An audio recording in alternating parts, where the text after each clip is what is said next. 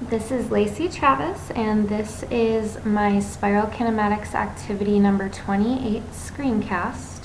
And so this is the last activity from Spiral Kinematics, and it is pretty similar to activity 27, but it is that a car initially traveling at 20 meters per second to the east accelerates towards the west at 2 meters per second per second. At the same time that the car starts, a truck 60 meters west of the car and moving at 16 meters per second toward the east starts to move faster, accelerating at 1 meter per second per second. It is a one-lane road and both drivers are too busy fiddling around with their CD players to notice each other, and so they crash. And so basically I started with the origin being off to the west or to the left side of the graph, and so I put the truck here starting at the origin because it's the vehicle that's farthest to the west. And so the truck is traveling to the east and it is accelerating at 1 meter per second, and so the arrows are getting longer. The acceleration is positive as well as the velocity. And then for the car, it was heading east, but then it starts to accelerate towards the west at 2 meters per second. And so I have the car here in pink, and the arrows are progressively longer since it is accelerating. And the acceleration for the car is in the negative direction, but the initial velocity would be positive since it was heading towards the east. And so for object 1, which was the car, I have that event 1 is it starts to accelerate towards the west, and then event 2 is when it crashes.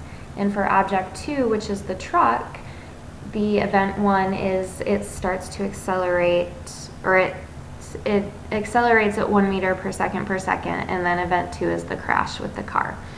And so from the above information, I have that T1 for both objects is 0, and then position 1 for the car is at 60 meters since the truck starts at the origin. The car is 60 meters away, it's 60 meters to the east of the truck, and then the car is initially traveling at 20 meters per second towards the east, so the velocity is positive. And then for the truck, the initial position is 0 since it's at the origin, and the initial velocity is 16 meters per second towards the east, which is positive, and it is accelerating at 1 meter per second towards the east, which is positive. And so just as in activity 27, we know that since the two vehicles are colliding at event 2, the position and the time should be the same.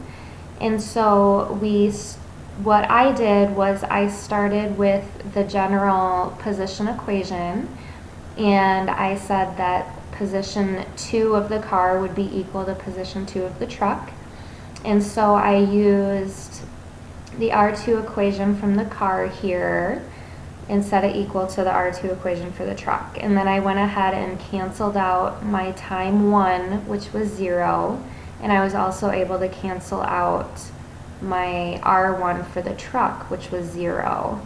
And so then that simplified my equation down to position 1 of the car plus the velocity of the car times the time plus 1/2 of the acceleration of the car times 2 squared equals the initial velocity of the truck times time 2 plus half the acceleration of the truck and the time squared. And so then using algebra and just simplifying, basically this is where I did my quadratic equation. I set everything equal to 0 so that, and then I plugged in the values that I had, and I got the negative 1.5 t2 squared plus 4 t2 plus 60 equals 0. And then I of course used my quadratic equation from there, and that's in the form of ax squared plus bx plus c equals 0. And then I have the quadratic equation here to solve for t2, and that's taking negative b plus or minus the square root of b squared minus 4ac all over 2a. So I just plugged and chugged here, and then I got for t2 to equal 7.79 seconds. And so then I plugged it into both equations just to double check, because I had problems with activity 27 of it not matching up. But I just plugged in the value of T2, and I got 155 meters for the position for both the car and the truck. And so then from there, that's where I got these values, the 7.79 seconds and 155 meters. And then so from there, I used my velocity equation that I had simplified here by canceling out my zeros. So the second velocity is equal to the initial velocity plus the acceleration times time. And so then for that, here I have the main equation, and then I just plugged in the values for v1, the acceleration and the time for both the car and the truck. And then for the car I got 4.42 meters per second, and for the truck I got 23.79 meters per second.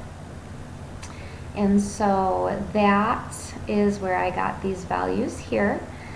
And so the values match up logically with what you would expect to happen. I mean, the car is accelerating in the negative direction, so the velocity is going to be smaller as far as for the second value during the crash. And then the truck is accelerating in the positive direction, so the velocity will have increased by event 2. And so I was happy to have everything work out this week, and I feel like I am much more comfortable with the math involved in the spiral kinematics activities. And so now we're on to spiral dynamics.